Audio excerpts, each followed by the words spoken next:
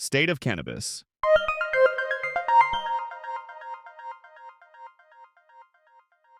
This is the State of Cannabis News Digest, a roundup of this week's key developments in the cannabis industry. Our top stories. From Delaware to Texas, and from state houses to the federal courts. This week's news captures a nation still wrestling with cannabis reform. In Delaware, a governor's veto has stalled the rollout of recreational marijuana, leaving more than 100 new businesses in limbo. In Michigan, repeated recalls of cannabis vapes are raising urgent questions about safety and regulation. And in Oklahoma and Pennsylvania, legalization fights are becoming central to ballot campaigns and budget battles. Texas, meanwhile, is charting its own course, expanding medical cannabis access for patients even as lawmakers spar over hemp regulation. And at the national level, cannabis sits at the crossroads of law, politics, and public health. President Trump faces pressure over whether to block federal rescheduling. Congress is again weighing banking reform. And a federal appeals court has issued a ruling that could reshape the intersection of cannabis use and constitutional gun rights. Together, these stories show how cannabis remains both an economic force and a political flashpoint, testing the boundaries between state innovation and federal resistance. Stay with us as we unpack each of these developments in full detail. And now here is the deeper look at the key events in the cannabis world this week. Texas is entering a new era in medical cannabis. On the 1st of September, House Bill 46 takes effect, dramatically expanding the compassionate use program. For the first time, patients with chronic pain, Crohn's disease, traumatic brain injury, and terminal illnesses will qualify. THC dosage limits rise from 1% by weight to 10 milligrams per dose, and patients can access new product types, including inhalers, patches, and suppositories.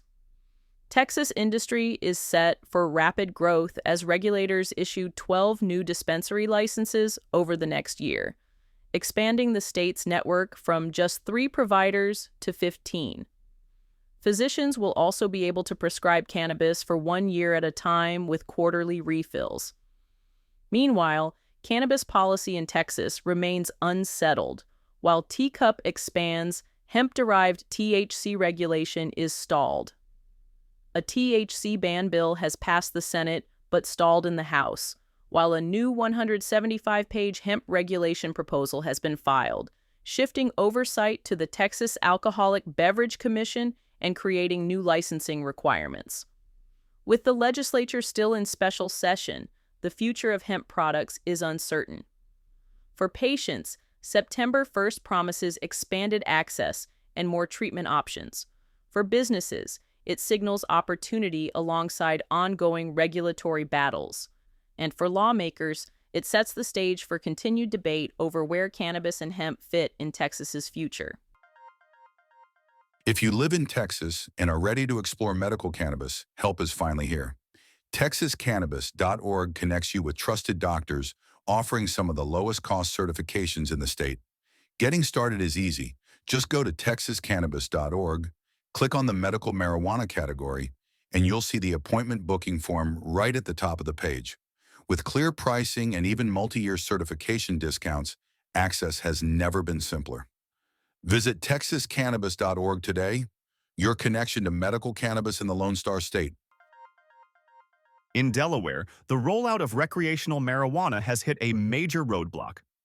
Governor Matt Meyer has vetoed Senate Bill 75, a measure designed to reduce local zoning barriers for new cannabis businesses. While existing medical dispensaries have begun selling recreational marijuana, more than 100 new licensees remain sidelined, unable to find viable locations due to restrictive county-level zoning rules. Sussex County, for example, enforces a 3-mile buffer around schools and churches, virtually eliminating large portions of available real estate. Supporters of the bill, like Senator Trey Parody and Representative Ed Osienski, argue that the veto betrays earlier commitments and undermines small business growth.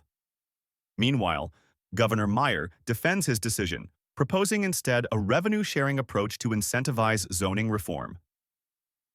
Under his plan, counties would receive a cut of marijuana tax revenue in return for relaxing zoning restrictions. But critics say this move delays progress and prioritizes politics over policy. With the industry effectively on pause, the legislature may consider overriding the veto, which is a rare move in Delaware's political history. This story is developing. Stay tuned for the follow-up in our next episodes. In Michigan, cannabis regulators have issued another significant recall. On August 27th, the state's Cannabis Regulatory Agency announced it is pulling nearly 6,000 Cushy Punch vape cartridges off shelves. The products, made by Ann Arbor-based exclusive brands, were found to contain MCT oil, a substance banned from cannabis vapes in the state since last year. While MCT oil is safe to eat, inhaling it can cause lung irritation and even lead to illnesses such as bronchitis or pneumonia. This marks the second large-scale recall this month. Earlier, more than 26,000 vapes from another manufacturer were pulled for the same reason. Exclusive Brands, one of Michigan's first licensed cannabis companies, disputes the decision. Its leadership argues that all products were tested, passed state compliance protocols, and only later became subject to new regulatory interpretation. For consumers, the guidance is clear. Check your purchases if you bought Cushy Punch vapes between January and May this year. If they're part of the recall, return them or dispose of them safely. And if you've experienced any health issues, report them to both your healthcare provider and the CRA. These repeated recalls raise questions for patients, recreational users, and business owners about safety, trust, and the future of cannabis regulation in Michigan's booming market. In Oklahoma, the long-running debate over cannabis reform is once again in the spotlight as a 2026 ballot initiative to legalize adult-use marijuana gains traction.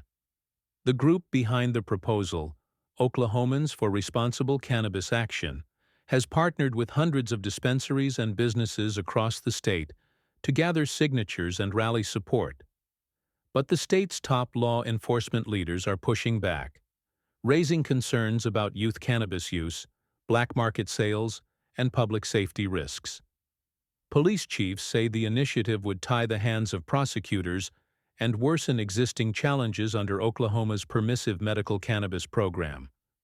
Still, advocates argue the opposition only shows how serious their campaign has become. With signature deadlines looming and tensions rising, Oklahoma's cannabis future now lies in the hands of voters, and the outcome could have wide-reaching impacts for patients, businesses, and the broader cannabis industry. In Harrisburg, Pennsylvania's budget stalemate has stretched into its third month, and cannabis legalization is now at the heart of the fight.